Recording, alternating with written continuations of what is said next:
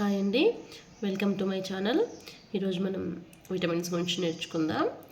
అయితే విటమిన్స్ అనే వర్డ్ కొంచెం అబ్జర్వ్ చేయండి. ఇంతకుముందు విటమిన్ అని రాసేటప్పుడు VITAMINES అని రాసేది. సో ఈ మధ్య ఈని రిమూవ్ చేశారు.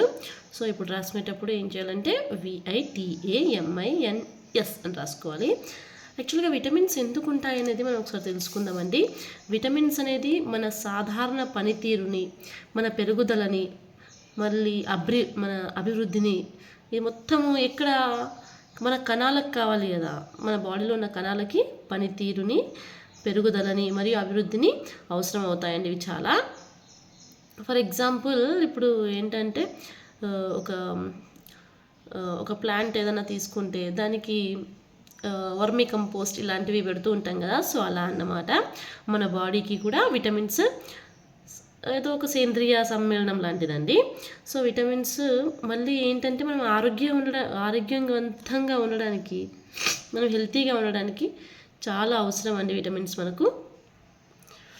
అయితే ఈ విటమిన్స్ అనే పదాన్ని ప్రతిపాదించింది 1912లో ఫంక్ అనే శాస్త్రవేత్త ప్రతిపాదించాడండి.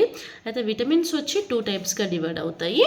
అవి ఏంటంటే water soluble vitamins, fat soluble vitamins. Water soluble vitamins అంటే ఏంటంటే నీటిలో కరిగే విటమిన్లు అండి. నీటిలో కరిగే విటమిన్లు ఏవి? B vitamin, C vitamin. మళ్ళీ ఏంటి? ఫ్యాట్ సోలబుల్ విటమిన్స్ అంటే కొవ్వులో కరిగే విటమిన్లు. అవేంటి? ఏ, డి, ఈ, కే.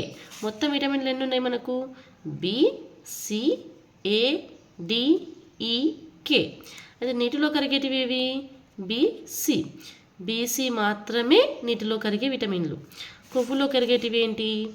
ఏ, డి, ఈ, కే. ఓకేనా? ఇప్పుడు ఏంటంటే విటమిన్ని 2 టైప్స్గా డివైడ్ చేసుకున్నాం. అవేంటి? నీటిలో కరిగే విటమిన్లు, మళ్ళీ కొవ్వులో కరిగే విటమిన్లు. వీటినే ఇంగ్లీష్లో ఏమంటారు? Water soluble and fat soluble vitamins అంటారు. సో విటమిన్ బిని కొన్ని టైప్స్ ఉన్నాయండి విటమిన్ బిలో. అవేంటి? B1, B2, B3, B5, B6, B7, B9, B12. ఎన్ని ఉన్నాయండి మొత్తం? 1, 2, 3, 4, 5, 6, 7, 8 ఉన్నాయి. అయితే 8 ఎలా గుర్తుపెట్టుకుంటారంటే చూడండి. Vitamin B, B1, B2, B3, B4 లేదు, B6, B5, B6, B7, B8 లేదు, B9, 10, 11 లేదు. ఓకేనా?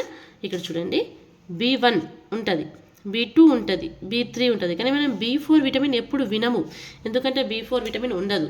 మళ్ళీ B5 విటమిన్ ఉంటుంది, B6 ఉంటుంది, B7 ఉంటుంది, B8 ఉండదు.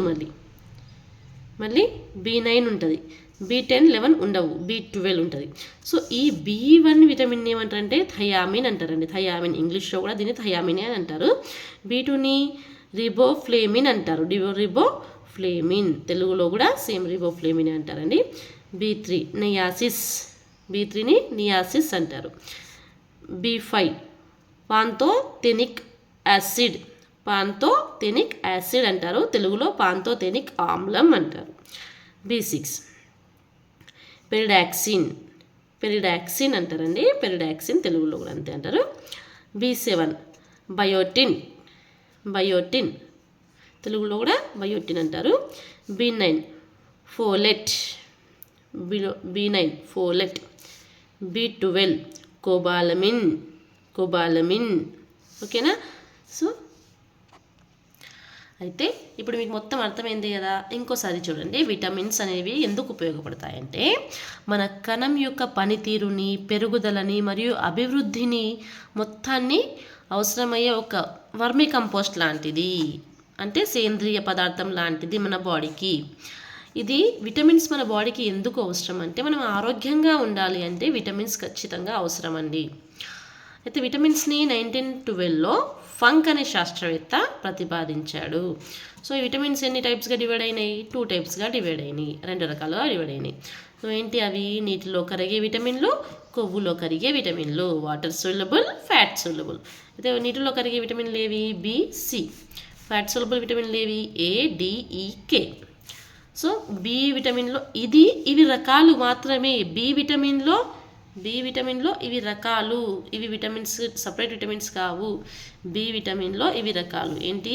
B1, B2, B3, B5, B6, B7, B9, B12. ఓకేనా? ఓకే అండి, మీకు నచ్చితే సబ్స్క్రైబ్ చేసుకోండి. రేపు ఈ విటమిన్స్ అన్నీ ఏం ఉపయోగపడతాయి, ఎలా ఉపయోగపడతాయి, దేనికి ఏ ఏ ఏ పదార్థాల్లో ఈ విటమిన్స్ ఉంటాయనేది తెలుసుకుందాం.